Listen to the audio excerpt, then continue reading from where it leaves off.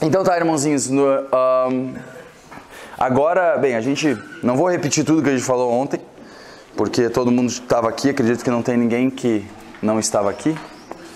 Então, basicamente, vamos continuar dos princípios que a gente estava falando. A gente está aqui agora entendendo e botando os fundamentos dos primeiros passos que a gente deve dar para que a gente possa começar a provar uma prosperidade do Senhor, a abundância do Senhor, certo? Como eu falei no último, acho que foi no último estudo, basicamente a tua prosperidade exterior, ela está diretamente ligada à tua prosperidade interior. A tua prosperidade exterior, a mudança que tu quer ter exteriormente na sua vida, ela precisa primeiro acontecer interiormente em você. A palavra de Deus fala em Colossenses, Paulo ele ora, ele fala, eu oro para que você seja empoderado no seu homem interior, certo? Isso ele falando da alma dele, do homem almático dele, certo? Basicamente falando que pelo Espírito a gente seja empoderado na nossa alma para poder viver aquilo que a palavra de Deus revela que é a vontade dele para nós. Basicamente a gente precisa... Bem, a palavra de Deus ela fala o seguinte, enchei-vos do Espírito Santo, cantando e salmodiando nos vossos corações e agradecendo ao Senhor, certo? A palavra de Deus fala que tem como nós nos enchermos do Espírito Santo. A pergunta que eu faço é, como é que a gente vai se encher do Espírito Santo se a gente já recebeu o Espírito Santo por completo, né? Porque o Espírito Santo veio habitar dentro de nós, não é verdade? Então, quando a Bíblia fala sobre você se encher do Espírito Santo, o que está querendo dizer?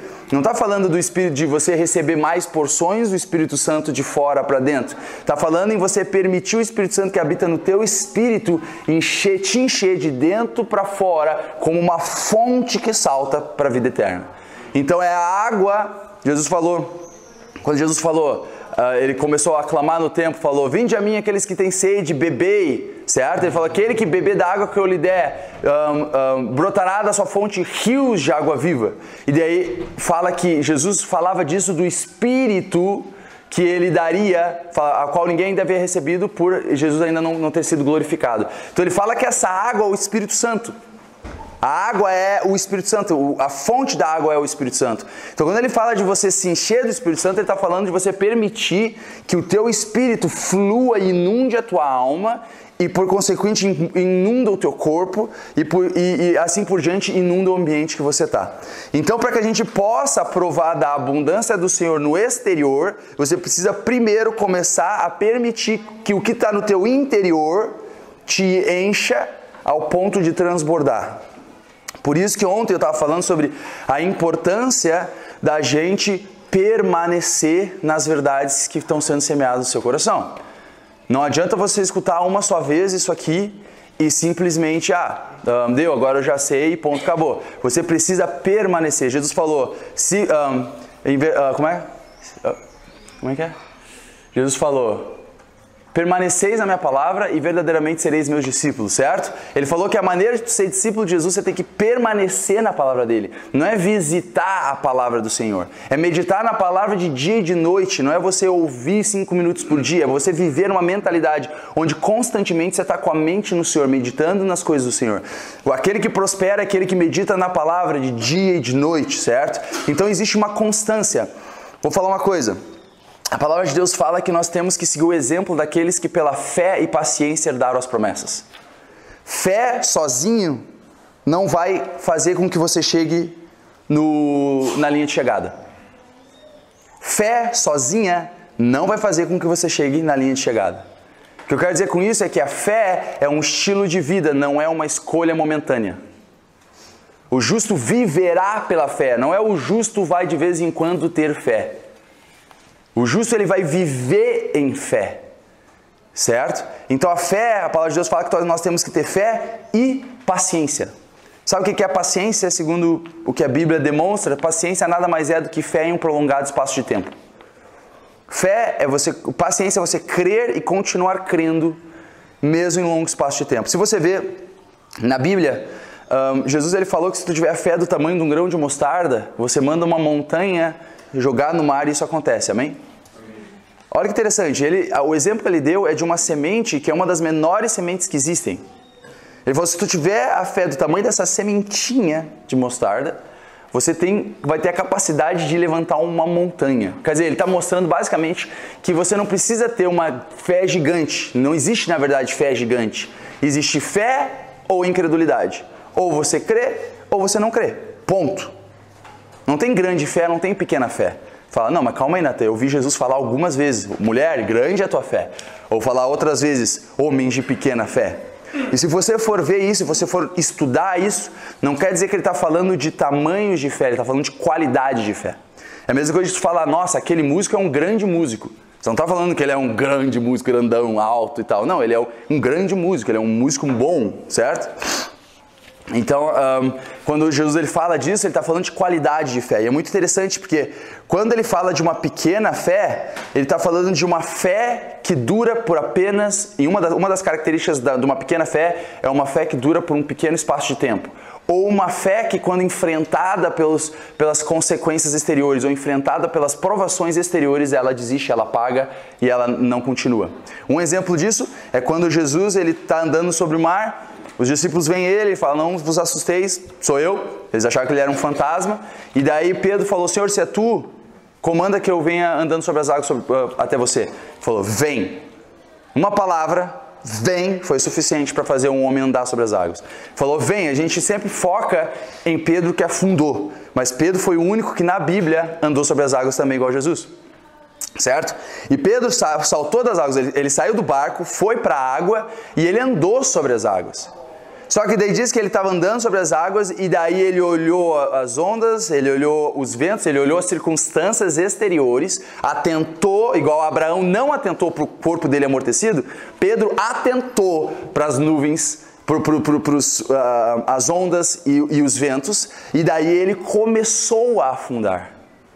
A maneira que eu vejo é que não foi tipo ele estava lá de repente, eu vejo que ele começou a afundar. Porque ninguém começa a afundar. Ou você afunda ou não afunda, ponto, né? Você não começa a afundar. Você tá andando sobre as águas, tipo, e ele afundou. Seria tipo, caiu dentro da água. Não, ele começou a afundar, porque a fé dele saiu. E daí Jesus pega ele e fala, homem de pequena fé, por que duvidaste? Uma pergunta, Pedro creu? Creu. E Pedro duvidou?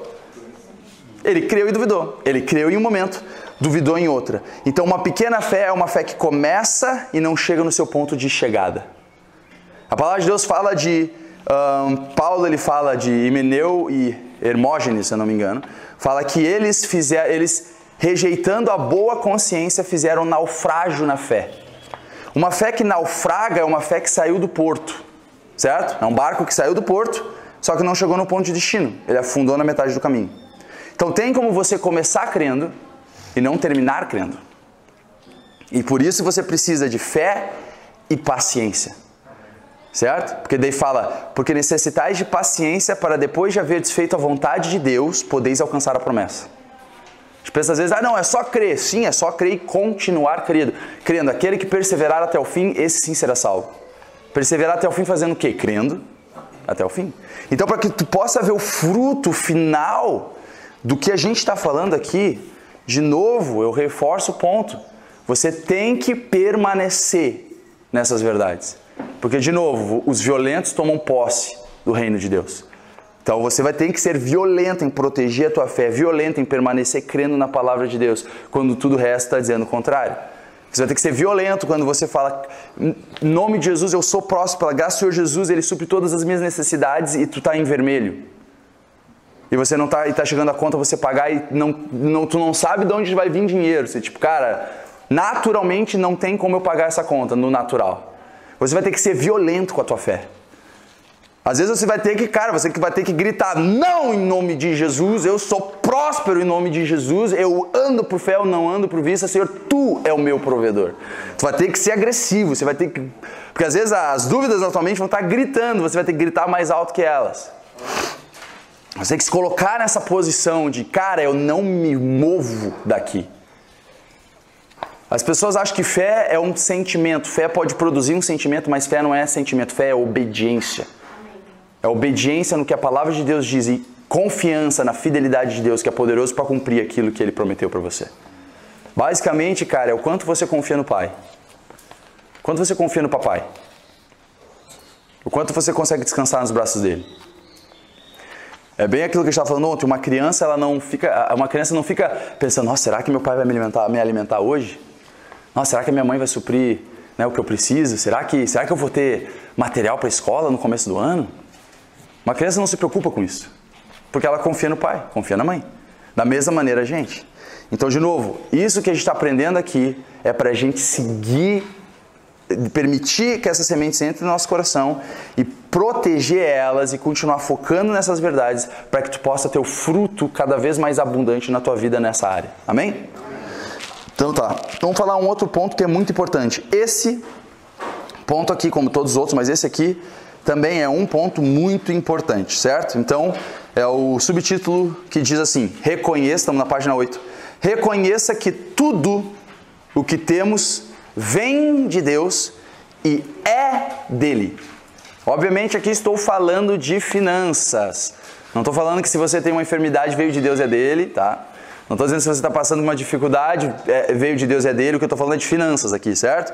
Você tem que reconhecer que todas as tuas bênçãos financeiras, não só as tuas bênçãos financeiras, mas a maneira como você conseguiu alcançar essas bênçãos financeiras. Ou você pode falar, Nathan, mas eu não estou tão abençoado financeiramente, certo? A razão de tu estar conseguindo usar a roupa que você está usando agora, de ter pago a gasolina que te trouxe aqui, ou o metrô, ou o ônibus, seja o que for, veio de Deus e é dele. Tá? Então, isso é uma coisa muito importante. Se você não te vê como um mordomo das coisas de Deus, se você confia que, não, Nathan, mas calma aí, beleza, tá bom, não, eu consigo ver que as coisas vêm de Deus e tal, mas cara, eu que tenho que acordar cedo para ir trabalhar, eu que tenho que pegar, olha, correr atrás dos clientes, eu que tenho que estar me puxando, eu que tenho que estar, né, aguentando o patrão, eu que tenho que estar lá, e é verdade, porque, de novo, nada aqui na terra acontece com apenas Deus fazendo, ou apenas os homens fazendo. Para algo divino acontecer nessa terra, é uma cooperação entre Deus e os homens. A palavra de Deus fala que, no final de Marcos, fala que os discípulos eles foram anunciando o Evangelho e o Espírito do Senhor confirmando as suas palavras com os sinais que se seguiam. Então, os discípulos eles iam anunciando o Evangelho, pregando a palavra de Deus e o Espírito do Senhor com eles, manifestando e comprovando a palavra deles através dos sinais que seguiam.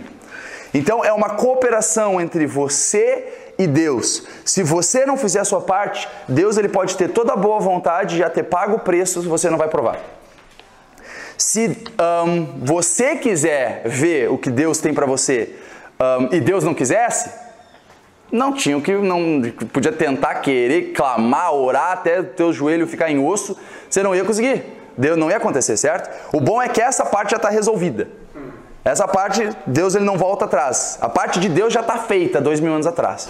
Então a parte de Deus querer ou não, quando a gente conhece a vontade dele, a palavra de Deus fala que todas quantas promessas há de Deus são em Jesus Cristo sim e por ele o amém. A palavra amém significa assim seja feito.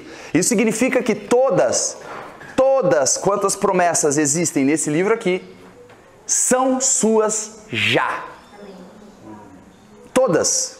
Não, tem promessas que a gente às vezes vê e fala, não, isso aqui foi para Abraão, isso aqui foi para Davi, não, isso aqui foi para Jeremias. Meu irmão, todas quantas promessas há de Deus. Você já acredita na palavra de Deus de maneira literal? Então todas é todas, certo?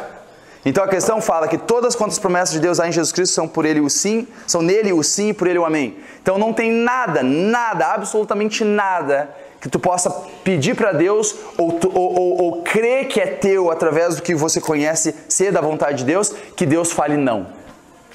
Deus nunca fala não. Ele não pode falar não, ele falou sim. Ele não pode falar não.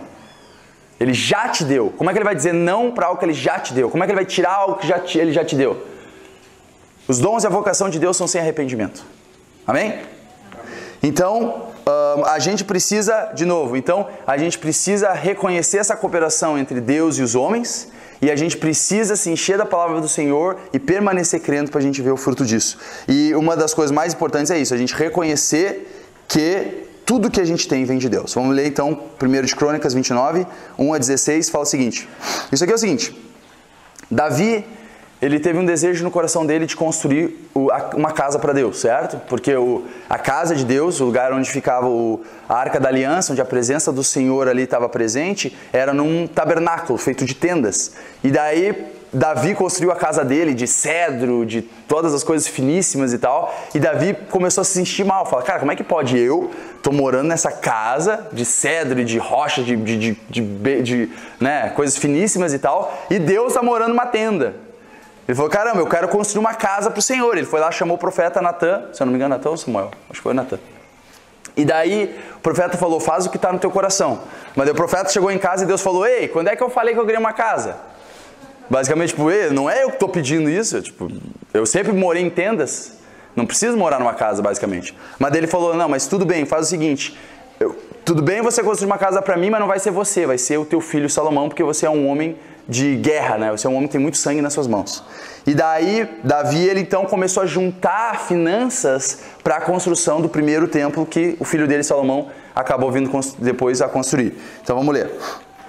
Esse é o contexto. Disse mais o rei Davi a toda a congregação: Salomão, meu filho, a quem só Deus escolheu, é ainda moço e tenro. E esta obra é grande, porque não é o palácio para homem, mas para o Senhor Deus. Eu, pois, com todas as minhas forças, já tenho preparado para a casa de meu Deus ouro para as obras de ouro, e prata para as de prata, e cobre para as de cobre, ferro para as de ferro, e madeira para as de madeira, pedras de ônix e as de engaste, e pedras ornamentais, e pedras de diversas cores, e toda sorte de pedras preciosas, e pedras de mármore em abundância. E ainda porque tenho afeto à casa do meu Deus, o ouro e a prata particular que tenho eu dou para a casa de meu Deus, afora tudo quanto tenho preparado para a casa do santuário. Então quer dizer, Davi ele pegou do reino dele riquezas e colocou para a construção do templo. Daí ele falou, não só isso, eu vou pegar do meu próprio tesouro pessoal e vou dar também para a casa de Deus. Ele fala, por causa do meu afeto que eu tenho para com Deus, eu não vou pegar só das riquezas do reino, eu vou pegar das minhas próprias riquezas.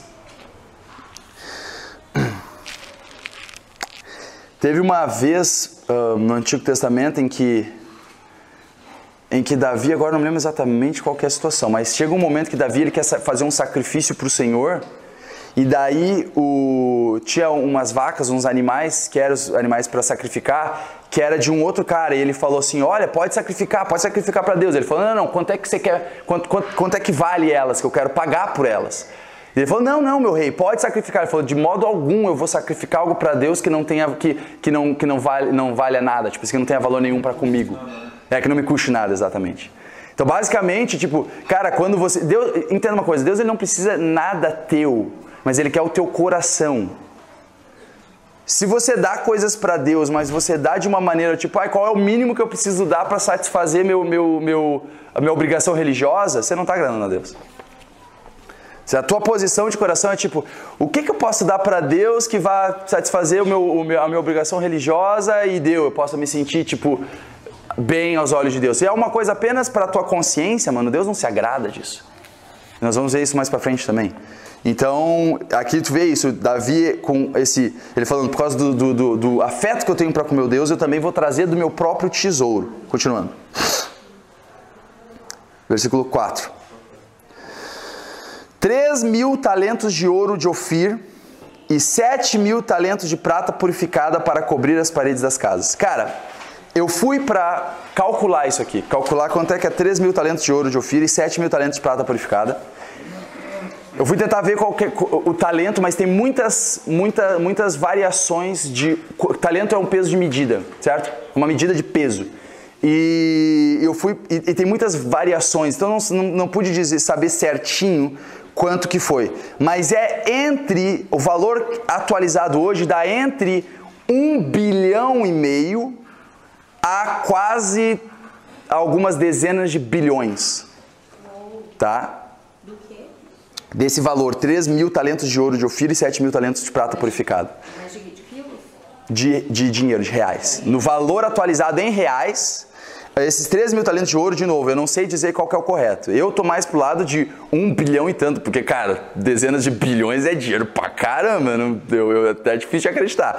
Mas, pô, se fosse 1,5 bilhão que Davi deu do seu próprio tesouro pessoal, eu tenho algumas coisas para dizer. Uma, ele era extremamente rico. Não, pra ter todas essas pedras aqui e falar, não, pra isso, ele estava dando o que ele tinha ali. Exato. E não deu tudo, obviamente. Mas depois ele tirou o que era dele, que era muito Exato. pedras preciosas. E não estamos nem contabilizando o que ele deu do reino e não estamos nem contabilizando aquilo que não é ouro, que não é prata. Ele vai voltar? Logo, logo? Então tá. Mas só do valor do ouro, é cerca de 1,5 bilhão, pelo menos. Fala pedra de ônix, né? Também. Você compra uma pedrinha e... Imagina? Não, é exorbitante o valor disso aqui, mas só olha que interessante. Davi, do seu tesouro pessoal, ele era extremamente rico.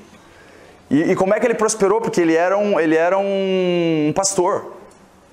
Ele era um pastor, um simples pastor. E lá está ele, anos depois, com o favor de Deus sobre a vida dele, bilionário, multibilionário. Certo? E daí ele deu essa quantia gigantesca do tesouro dele para a construção do templo. Continuando. Ouro para os objetos de ouro, e prata para os de prata, e para toda obra de mão dos artífices. Quem pôs... Olha o que ele falou. Isso é ele falando para o povo, tudo isso é ele falando para o povo. Daí ele falou, quem, pois, está disposto a encher a sua mão. Olha que interessante, ele está falando, quem, pois, está disposto a encher a sua mão. Não, quem é que está disposto a pegar uma moedinhazinha aí que tem, uma moedinha que você tem aí, uma coisinha sobrando. Não. Quem está disposto a encher a sua mão para oferecer hoje voluntariamente ao Senhor.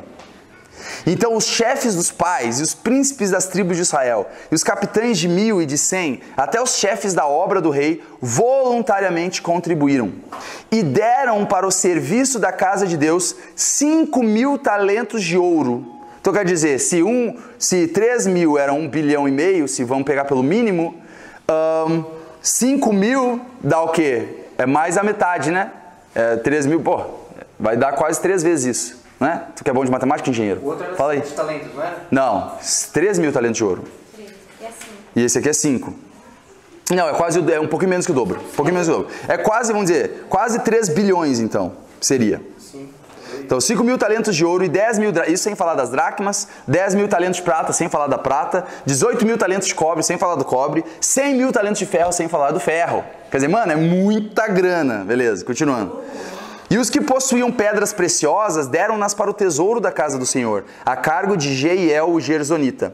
E o povo se alegrou, porque contribuíram voluntariamente, porque com coração perfeito, voluntariamente deram ao Senhor. E também o rei Davi se alegrou com grande alegria. Por isso Davi louvou ao Senhor, na presença de toda a congregação. E disse Davi, bendito és tu, Senhor Deus de Israel, nosso Pai, de eternidade em eternidade. Tua é, Senhor, a magnificência e o poder, e a honra e a vitória, e a majestade, porque teu é tudo quanto há nos céus e na terra. Teu é, Senhor, o reino, e tu te exaltaste por cabeça sobre todos. Aleluia. E riquezas e glória, olha isso aqui, e riquezas e glória vêm de ti, e tu dominas sobre tudo. E na tua mão há força e poder, e na tua mão está o engrandecer e o dar força a tudo. Agora, pois, ó Deus nosso, graças te damos e louvamos o nome da tua glória, porque quem sou eu e quem é meu povo para que pudéssemos oferecer voluntariamente coisas semelhantes? Pausa aí, olha para mim. Olha o que ele está falando. Quem sou eu e quem é meu povo, que teríamos a capacidade de nos alegrarmos em voluntariamente darmos a você toda essa grande quantia. Ele está basicamente dizendo, sabe o quê? A própria alegria em dar é uma graça de Deus em você que te capacita a fazer isso. É em conhecer a graça de Deus que produz essa graça em você, de você dar para Deus algo que é teu. Tá? Tu vê, ele fala aqui, de onde é que vem isso da gente te dar voluntariamente? E depois você vai ver em Coríntios, ele fala exatamente isso. A graça dos macedônios, que em pobreza da situação que eles se encontravam, foram super riquíssimos na doação que eles deram. Tipo, vê a graça do Senhor para com eles.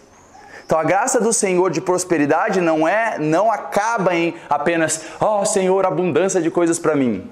A graça do Senhor em você é uma graça que abunda em riquezas para você e abunda em riquezas através de você para outros. Deus não quer que você seja um lago, Deus quer que você seja um rio. Com uma mão você pega de Deus, com a outra você entrega e no meio você tem tudo mais abundantemente que você precisa. Tá? Daí ele fala o seguinte... Então ele termina com esse entendimento, tipo, quem somos nós? E daí olha o entendimento que daí ele termina.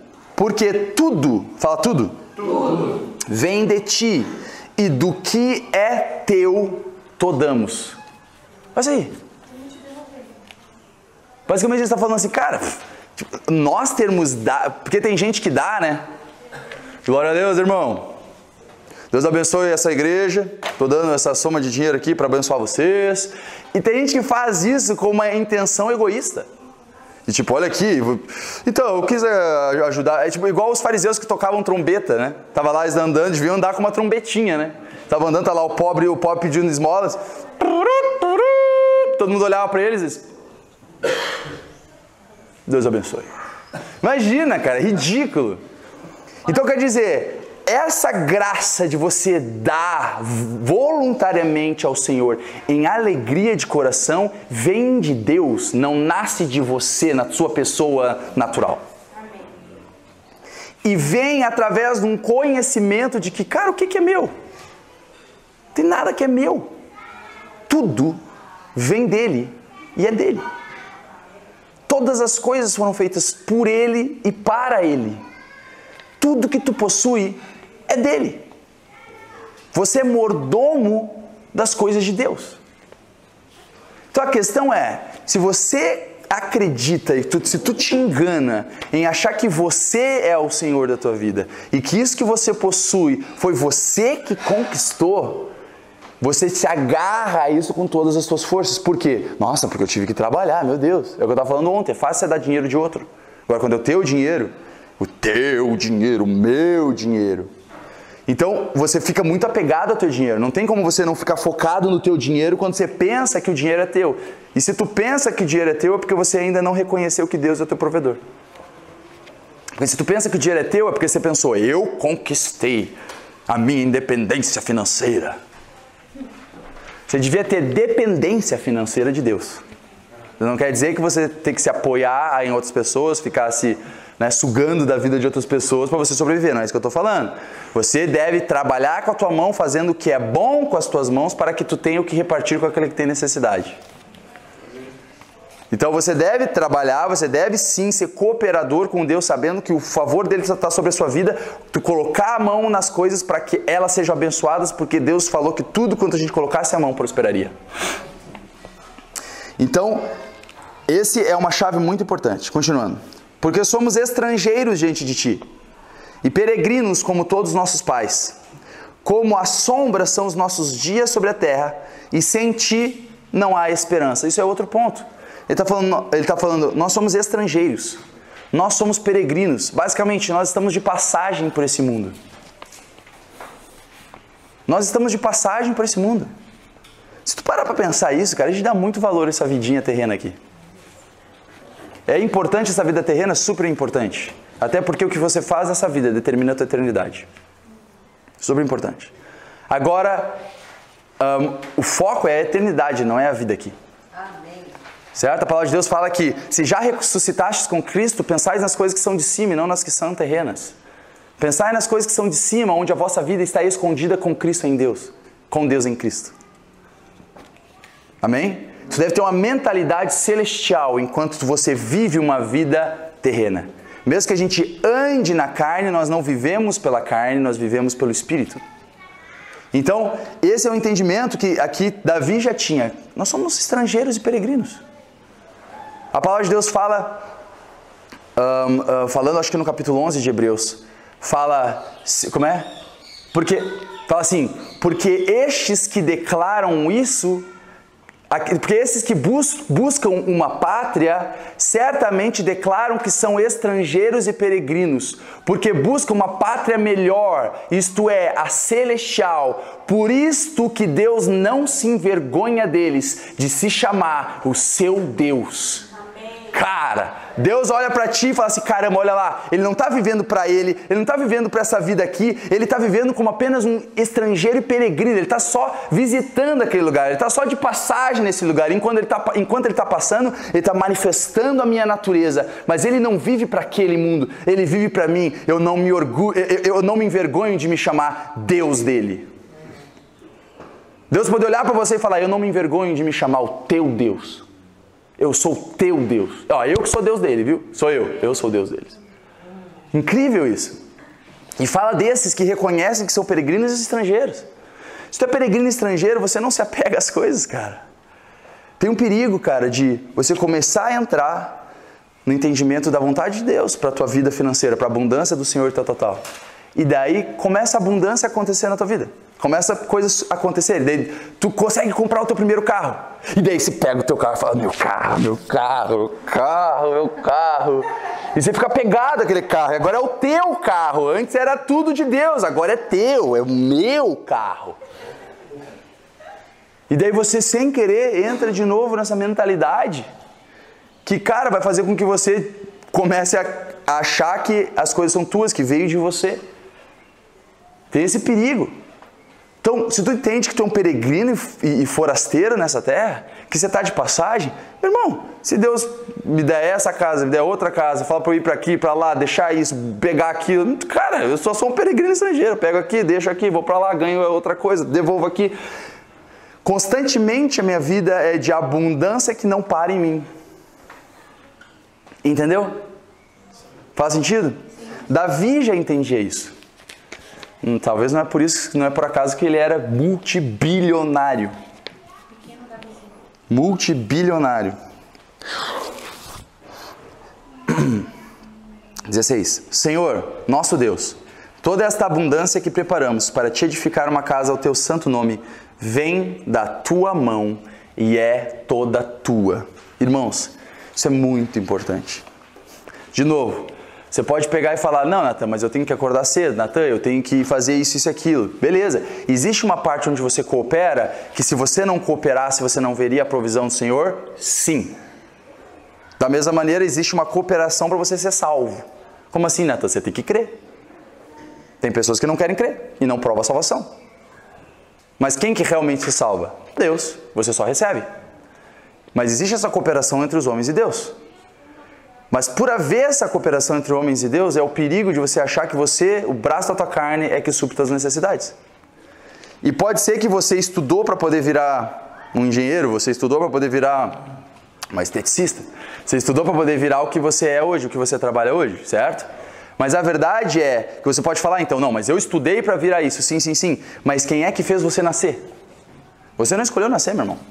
Tinha outros 8 milhões concorrendo contigo na corridinha dos... E você venceu. Você está aqui, porque você é um plano de Deus. Deus te deu a vida não vem de você mesmo, Deus te deu o teu corpo, Deus te deu a saúde, Deus te deu o ar, Deus te deu esse sol, tá tudo gratuitamente aí, ó. Deus te deu essa vida que você vive, Deus te deu os teus talentos. Tem uns de vocês que nem sabem, mas tem talentos que vocês nunca nem deixaram fluir na vida de vocês, porque vocês estão tentando cumprir viver a tua vida fora do propósito que Deus tem para cumprir na tua vida. E você está tentando fazer uma outra coisa que não é o que Deus tem para você. Tem dons que Deus colocou na tua vida, que Ele está só esperando você conseguir escutar a voz dele, direcionar o teu passo na direção correta para isso aflorar e você, uau, se sentir, mano, cara, é para isso que eu nasci. É para estar fazendo isso aqui. Por Deus e para Deus, através disso aqui. Você é primeiro filho de Deus, depois você é, seja o que for, médico, professor. Primeiro você é filho de Deus. Eu sou um filho de Deus que estou manifestando o reino de Deus na escola. Eu sou um filho de Deus que estou manifestando o reino de Deus na advocacia. Eu sou um filho de Deus que estou manifestando o reino de Deus no mundo dos negócios. Eu sou de Deus e a minha vida é para Deus. E tudo que eu tenho vem dele e é para ele. Amém? Faz sentido? Então, se tu for parar para pensar, tem inúmeras coisas que tu não teve controle nenhum.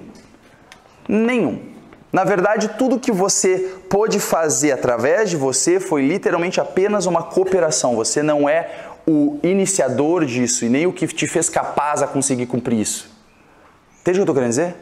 Mesmo as coisas que, o que eu consegui estudar, as coisas que eu ralei para aprender e tal, a capacidade que você teve de estudar, a capacidade que você teve de fazer, isso vem dele.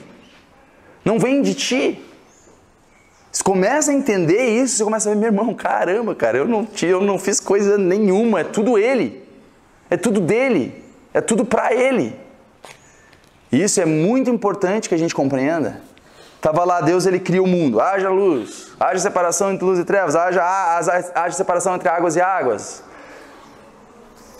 Daí, ele termina de criar o mundo, ele cria o homem do pó da terra, planta um jardim, o jardim do Éden, com toda a abundância que tinha, pega o homem, coloca lá dentro do jardim, fala, Adão, você pode cuidar e lavrar o jardim? Adão está lá, olha em volta.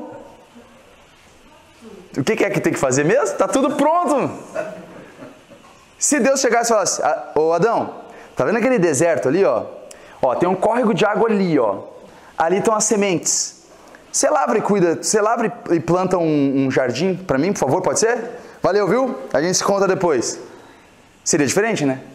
Deus vai lá, faz um jardim perfeito, pronto, chama Adão e fala assim, ó, cuida e lavra, tá bom? Sabe por quê? Deus não quer que tu seja o autor das coisas que estão acontecendo na tua vida. Ele quer que você seja... Ele está simplesmente te convidando para ser participante da obra terminada dele. Ele não quer que tu seja o que faz a obra. Ele quer que você seja apenas participante. Tipo, uau, eu posso fazer parte disso. E daí quando chega alguém, ele fala assim, olha aqui, ó, esse jardim lindo que eu e Adão plantamos e cuidamos. E daí Adão lá, tipo... tipo, cara, Deus que criou tudo, Deus que fez tudo. Ele fala, olha, eu e meu filho que fizemos esse jardim aqui, o que você achou? E eu vou te falar, é interessante, Deus, tem um pastor que fala assim, Deus vai te fazer parecer ser muito inteligente. Deus vai fazer com que você pareça ser uma baita pessoa. De verdade. Se tu anda no que Deus tem pra você, as pessoas vão olhar pra você e falar, caramba, pô, você deve ser muito sábio, mano. Já tem pessoas que chegaram pra mim e falaram, mano, Natan, você é muito inteligente, cara. Eu falo assim, mano, é só quando eu abro a boca pra falar de Bíblia, porque daí o Espírito Santo vem junto. Porque não é isso, cara. Eu tenho 8ª série. Eu tenho só até a 8ª série. Nos olhos do mundo, o que eu teria pra adicionar pra vocês, mano? Agora, quando eu venho aqui, eu venho na fé e confiança do que o Senhor colocou na minha vida para cumprir. E eu sei que é Ele fazendo. E quando eu falo, é o Espírito do Senhor que está falando pela minha boca, não é o Natan. O Natan não tem o que adicionar na vida de vocês. Agora, o Natan que morreu, Jesus que habita nele, tem tudo, tem muita coisa, mais ainda do que eu sei, dentro de mim. Então, eu consigo ver pela minha vida, eu não posso pegar e olhar para mim e falar, e olhar o que o Senhor já está fazendo através da minha vida, e o que Ele já fez, e dizer, cara, você está vendo? Tô indo bem, né, Marcelão? É isso aí, cara, porque, né, Deus escolheu a pessoa certa. Não é, cara. Eu olho e você fala, meu irmão, tá louco, apesar de mim, Deus está conseguindo fazer tudo isso. É apesar, não é por causa. Certo? Então a gente precisa entender que, cara, meu irmão, Deus te deu a vida, Ele tem um propósito para cumprir na tua vida e tudo vem dEle e é por Ele. O meu cunhado, Rafael, ele tem uma loja de roupa. Vocês podem todo mundo olhar para ele lá, olha para ele, aquele lá, é o meu cunhado, Rafael.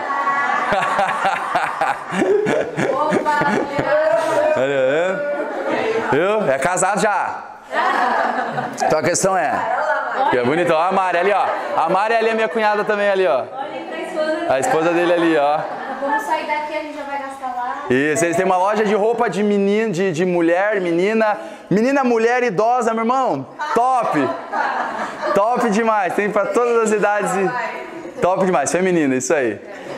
A loja deles se chama Lomaria. Eu falei, cara, quando é que você vai fazer uma loja Lomário, mano? Porque eu quero roupa pra mim também, cara. Porque a Márcia, ela acaba conseguindo uns bons negócios lá na loja deles. Mas, Cara, uma vez a gente começou, eu e a Márcia, a querer entrar nessa questão de fazer roupas para vender e tal, e o Rafael me ajudando, né? E ele nunca fez curso nenhum de nada de esteticista, nada, nunca fez curso nenhum, nada. De estética, estilista. Eu falei que eu tenho só até oitava série? Ele fez... Mas você fez curso de esteticista? Não, né? Não, você fez curso de esteticista, fez? Então, não tô falando mentira, eu falei que você não fez, cabeça. Ele não fez curso de esteticista. E nem de estilista. E nem de moda. Mas, cara, é incrível, porque você vê, ele vai lá mexer com os negócios e vai desenhar, ele nunca estudou nada, cara. Ele vai lá e desenha, olha a roupa e desenha e faz um look novo. Cara, e corta os negócios, e é muito fácil pra ele, muito fácil. Eu tentava fazer, meu irmão, é tipo uma dificuldade de conseguir fazer. E ele fluía na coisa, e vai lá e faz e tal. Cara, ele tem um dom que eu não tenho. Deus colocou algo na vida dele, que pra ele é fácil. Ele podia olhar e falar, mano, tá vendo? É porque eu sou eu, né, mano? Porque eu sou top. Mas não é, vem de Deus, não é que ele é top. Mas o que eu tô querendo dizer, tô brincando, mas o que eu tô querendo dizer é, cara, a gente tem que reconhecer que vem de Deus. Deus colocou dons na nossa vida para cumprir coisas específicas. E vem dele. Amém? E assim como eu dei o exemplo do Rafael, todo mundo aqui tem. Exatamente. Coisas que, cara, tu entra no que Deus tem para cumprir na tua vida e entenda, o que Deus tem para cumprir na tua vida não é só um serviço ou um trabalho, um tipo de trabalho. Isso às vezes é o caminho onde o Senhor quer te levar, onde Ele quer impactar essa área da sociedade através de você. Mas nisso, Ele tem esse dom onde, cara, você vai entrar nisso e vai fluir tão fácil. Vai fluir porque é a graça do Senhor, o favor dEle sobre a sua vida. Não é você, não é a tua capacidade. Certo? Nossa, que bola fora que eu dei. Gênesis... Eu vou editar depois o vídeo. Gênesis 13... Aí não vale isso que deixou engraçado. Tô brincando. Vai lá, Gênesis 13, 5 a 11. E também Ló, que ia com Abraão, tinha rebanhos, gado e tendas.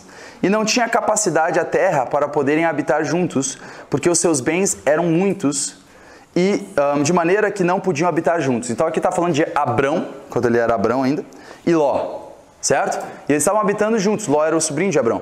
E eles tinham tantos gados que, cara, não estava dando mais espaço para os gados deles ficarem juntos para comer a mesma pastagem.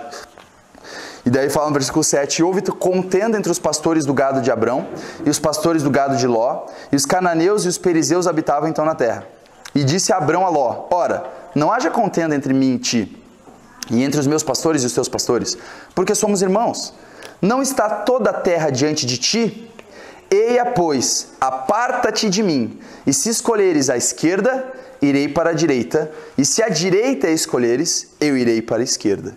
E levantou Ló os seus olhos e viu toda a campina do Jordão, que era toda bem regada, antes do Senhor ter destruído Sodoma e Gomorra. E era como o jardim do Senhor, como a terra do Egito quando se entra em Zoar. Então Ló escolheu para si toda a campina do Jordão, bem regada, óbvio. E partiu Ló para o oriente, e apartaram-se um do outro. Olha isso. Chega esse, não está dando mais para comportar todo o rebanho que eles tinham. E daí Abrão chega para Ló e fala, olha, Ló, olha toda a terra. Escolhe. Se você escolher ir para lá, eu vou para lá. Se você escolher ir para lá, eu vou para cá. Sabe, Abraão, ele era o escolhido do Senhor, certo? Abraão podia falar assim, ô Ló, mano, eu que sou escolhido do Senhor, mano. Assim, ó, eu tô indo para lá para aquela terra regada lá e tu te vira, cara. Sinto muito. Mas a verdade é que, se você realmente entende que tu é ungido do Senhor, não importa para onde você vai, o favor de Deus é sobre a tua vida. Se você reconhece que Deus é teu provedor, que tudo vem dele e é para Ele, não importa se eu estou indo para o deserto ou se eu estou indo para uma terra bem regada, cheia de pastagem, eu vou prosperar. Abraão entendia isso. Abraão entendia isso a ponto dele pegar e reconhecer e falar assim, cara, não importa para onde eu vou. Tu pode escolher qualquer lugar, eu vou para o lugar contrário. Tu quer pegar a terra regada? E eu vou te falar, para tu ter rebanho, precisa de bastante pastagem. E para ter bastante pastagem, precisa de bastante água. Sem água, pastagem não sobrevive. E daí quando Ló viu a pastagem, cresceu o olho. Por quê? Porque que Ló pensou? Tem que aproveitar a ocasião, mano. Tenho que aproveitar a oportunidade. Quando você tem essa mentalidade de, eu tenho que aproveitar a oportunidade aqui. E às vezes você faz vista grossa e essa tua oportunidade é você fazer uma coisa que não é correta. Às vezes é uma pequena coisinha. Mas lá no interior, na tua consciência, você sabe que, cara, isso não tá bem correto. Mas é uma oportunidade, né? Se eu não fizer por mim, quem é que vai fazer, né? Deus. Se você botar ele em primeiro lugar, Deus vai fazer por ti. Isso nasce de um fundamento de você achar que você é o teu provedor. Se tu acha que tu é teu provedor, você tem que aproveitar a ocasião. Você tem que pegar as oportunidades, você tem que fazer por onde, tem que escalar a escada do sucesso. Agora se tu entende, meu irmão, eu sou o abençoado do Senhor. Aleluia, eu sou mesmo, cara. Você é o abençoado do Senhor, o favor de Deus é sobre a tua vida. A palavra de Deus fala que nós somos extremamente favorecidos, sabe? Quando aparece o arcanjo Gabriel para Maria, ele fala, o agraciada. Essa palavra agraciada significa extremamente favorecida. E quando fala na palavra de Deus que Deus nos fez agradáveis a si no amado, é a mesma palavra usada. Deus nos fez extremamente favorecidos no amado. Favorecidos de Deus no amado. Você é extremamente favorecido por Deus. Se tu entende isso, cara, você não te limita, porque não importa o trabalho que eu for, não importa se Deus falar pra mim, larga esse emprego de 5.000, vai para aquele emprego de 1.500, você vai falar, meu irmão, eu vou entrar no emprego de 1.500 e, cara, Deus vai favorecer meu trabalho lá e Deus vai suprir mais do que eu ganhava naquele trabalho de 5.000. Como é que Deus vai fazer isso, Natan? Isso é com Ele. Uma coisa você tem que entender, como Deus vai fazer é com Ele. O que tu precisa crer é que Ele é capaz de fazer e que Ele já pronunciou isso sobre a sua vida. Isso você precisa crer. Certo? Então, isso é muito importante. Você precisa ver Deus como o autor de tudo na tua vida. De todas as coisas boas, tá? Tudo que é bom, perfeito e agradável. Tudo que é vida e não morte. É tudo dele. É tudo dele. Então, Abraão, ele tinha esse entendimento. Então ele não se importava para que lado ele ia. E é interessante, não tá aqui, mas... tem que ler uma outra passagem, vou deixar para depois. Continuando essa parte aqui, fala que depois que Ló se aparta dele, Deus fala com Abraão e fala o seguinte, Deus aparece para Abraão e fala o seguinte, Abraão, levanta os teus olhos e olha toda a terra, porque tudo isso eu te dei a ti e a tua descendência. Ele acaba de falar assim, ó, Ló, pode escolher, mano, pega o que tu quiser. Aí eu vou na terra regada, Abraão, vai lá, eu vou para esse lado de cá. E depois Deus chega e fala assim, ei, já que tu confia em mim, já que eu sou a tua porção, olha em volta. Toda a terra, onde Ló foi e todo o resto, tudo isso eu te dei a ti e a tua descendência. Deus vai lá e reconfirma a aliança dele, confirma de novo o favor dele sobre a vida desse homem. Cara, que incrível isso. É o entendimento. Às vezes a gente pensa, nossa, como é que Abraão conseguiu crer em Deus? Cara, se tu não crê em Deus é que você não está vendo direito o amor que Deus tem por ti, a capacidade que Ele tem e a fidelidade em cumprir a promessa que Ele falou. Amém? Como é que está o tempo que você tinha mostrado 5 minutos? Falta 2 minutos. Então dá para pregar todo um sermão novo. Abra comigo. 1 Coríntios capítulo 7. 1 Coríntios capítulo 7. Já que eu tenho só 2 minutos, eu vou ler assim que eu abrir. Se vocês conseguirem me acompanhar, vamos embora. Pressão. A partir do versículo 29. 1 Coríntios 7, 29.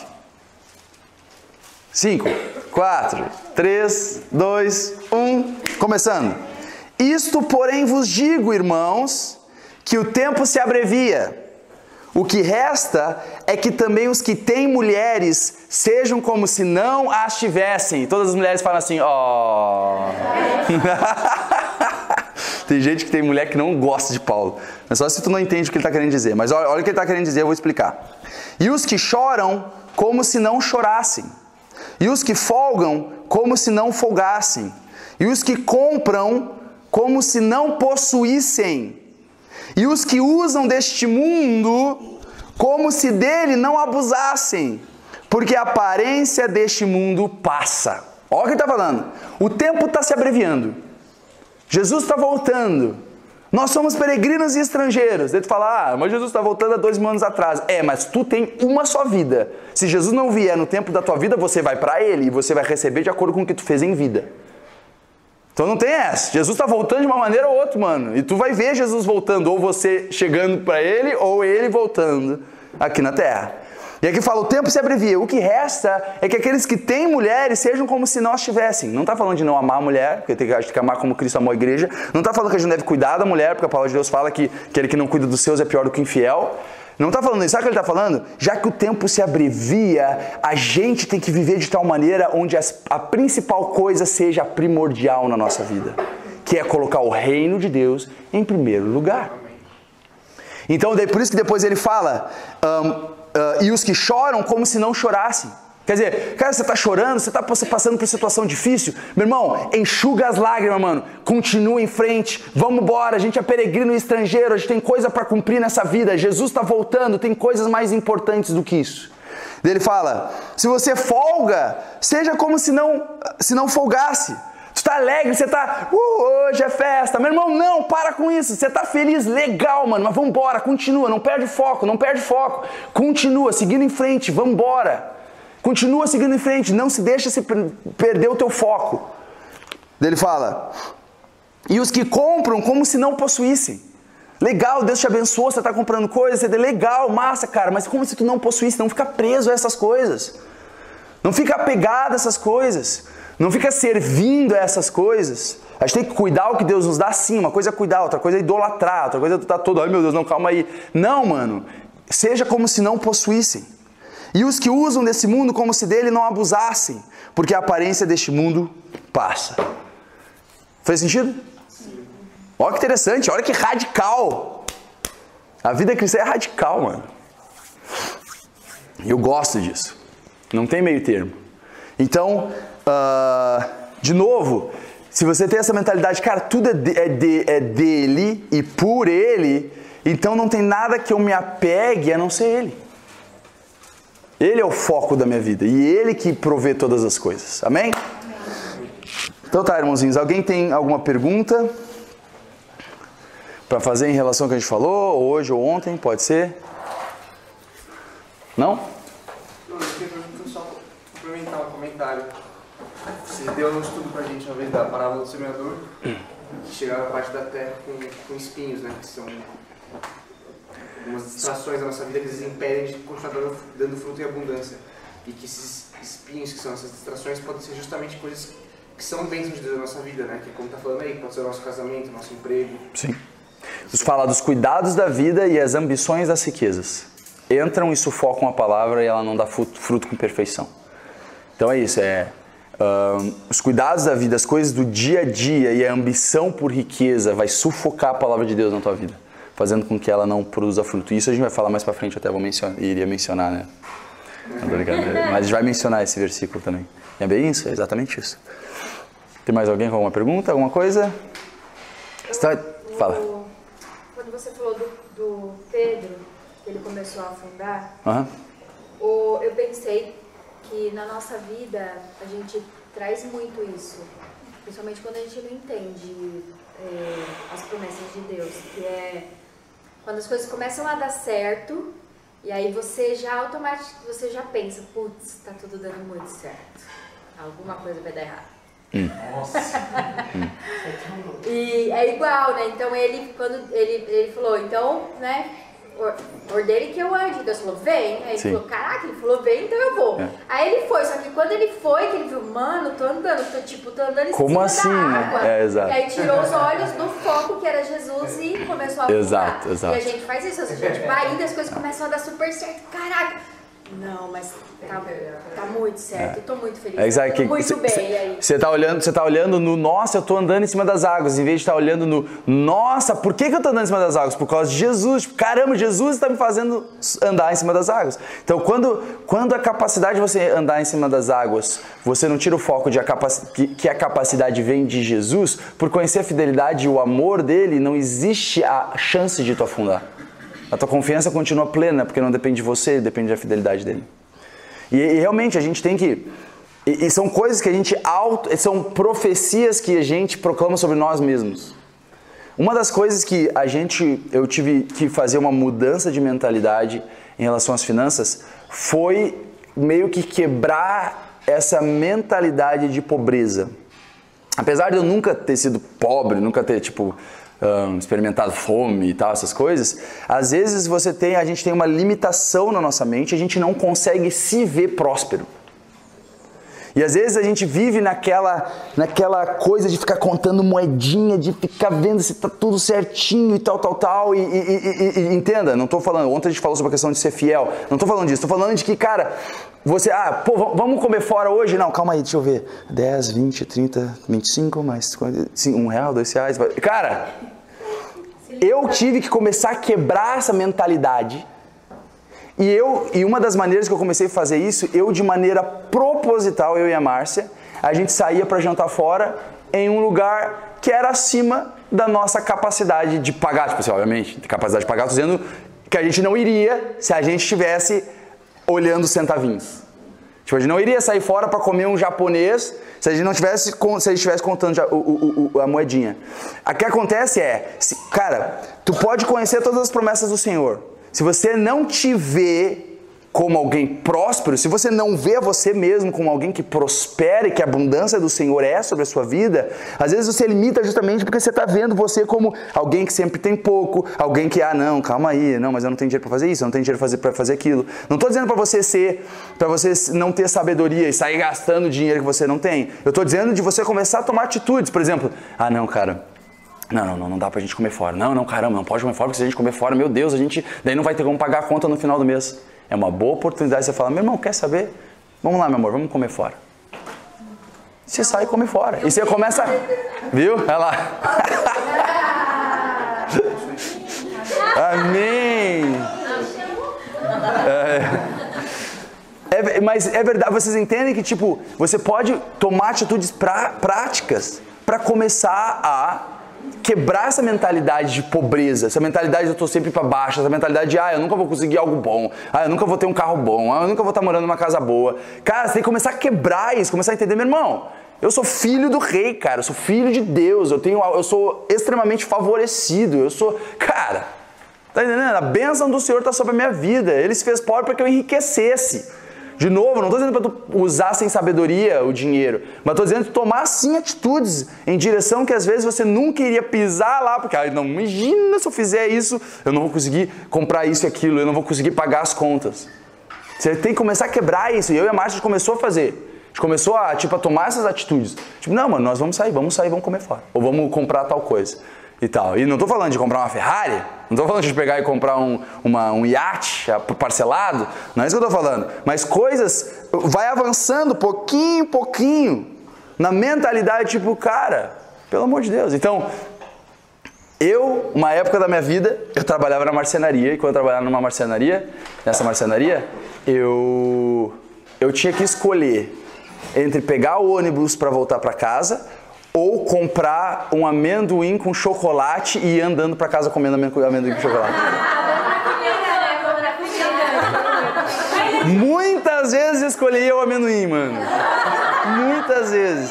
Eu ia a pé pra casa, mas comendo amendoimzinho. Olha isso, mano. Por quê? Porque eu tava totalmente limitado ali ao que eu ganhava, aquilo que eu tinha. E era pouco. E eu vou te falar, eu trabalhando nessa marcenaria que eu ganhava R$600, R$700 por mês, eu morava num apartamento de luxo de frente pro mar em Florianópolis. E pagava 350 de aluguel. Ganhava 700, pagava 350 de aluguel, tinha mais 350 para eu sobreviver, comida e o resto. Mas morava de frente pro mar. Eu deitado na minha cama, porta de vidro dava pro mar e eu via as baleias soltando a água lá. E eu chegava no apartamento todo sujo de pó de serra e tal. E os caras pensavam, esse aí deve ser um trabalhador que tá indo lá limpar alguma coisa, tá indo encanador, alguma coisa. E nada não, mano, morador. Um morador. Chegava lá, tava Com amendoim. Com amendoim. Entrava no elevador, ia lá. Cara, e eu tinha um desejo no meu coração. Cara, Deus é incrível. Você era fiel no pouco, no simples, você não olhava ao seu redor, você olhava eu gosto muito disso, desculpa, eu gosto muito disso. Às vezes você tá pregando, gente, eu tô olhando o movimento das árvores. Tipo, cada vez que você prega, tipo, a árvore tá parada, mas a outra tá se mexendo, tipo, é Deus. Você olhava assim, tipo, o mar tudo é é Deus. A baleia é Deus, você sabe a natureza, tudo que ele formou é Deus, você olhava isso. Eu não tinha um entendimento dessa questão de prosperidade e tal, mas eu tinha um relacionamento com Deus e uma confiança, tipo, cara, Deus, ele cuida de mim. E Deus é muito incrível, porque a gente às vezes pensa, tipo, cara, se eu for viver a vontade que Deus tem pra fazer na minha vida, aquilo que eu não quero é o que Deus vai fazer eu fazer. Não é verdade, cara. Isso não é verdade. Na verdade, o que vai acontecer é que se tu tem realmente um desejo que não é da vontade de Deus, quando você busca Deus em relacionamento com Deus, Ele muda teus desejos e o que tu quer é o que Ele quer e daí você vai fazer querendo fazer. Amém. E é muito interessante porque eu tinha um desejo de morar de frente pro mar. Eu tinha um desejo, eu queria morar de frente pro mar. Um desejo de pequeno. E daí quando eu tava lá, eu morando, cara, era uma baita casa. Você que tu viu, né, Rafael? Você viu, né, meu amor? Foi quando a gente se conheceu, né? Falei, vem na minha casa! Vamos lá conhecer a minha casa ali. Se quiser sair pra gente comer uma coisa fora, não dá, mas eu tenho um amendoinzinho e tenho uma casinha top. Vamos lá. Eu morava nessa casa, mano, era casa de rico, só de rico que morava lá. Mas, meu irmão, e cara, foi Deus que deu. Eu me lembro uma vez eu indo pra Brasília com o Caleb, no ônibus, e a gente passando no meio de um monte de mato. Eu falei, cara, um dia eu quero morar no meio do mato. E o Caleb falou, mano, eu não, eu quero morar no meio da cidade. Cara, eu morei em Alfredo Wagner, 9.000 habitantes, no meio do mato.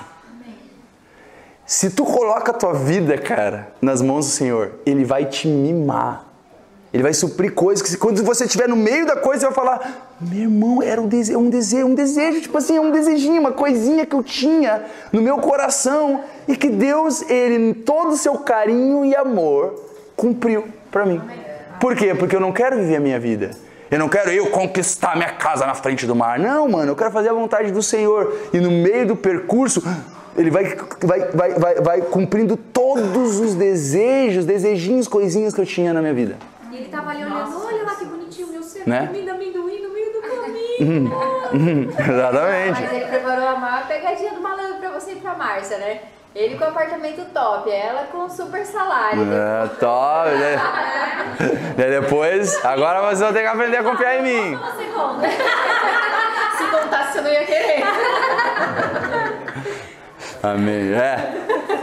Glória a Deus. Amém, irmãozinhos? Então, vamos deixar, se tiver mais perguntas, a gente deixa para o próximo horário que já acabou aqui.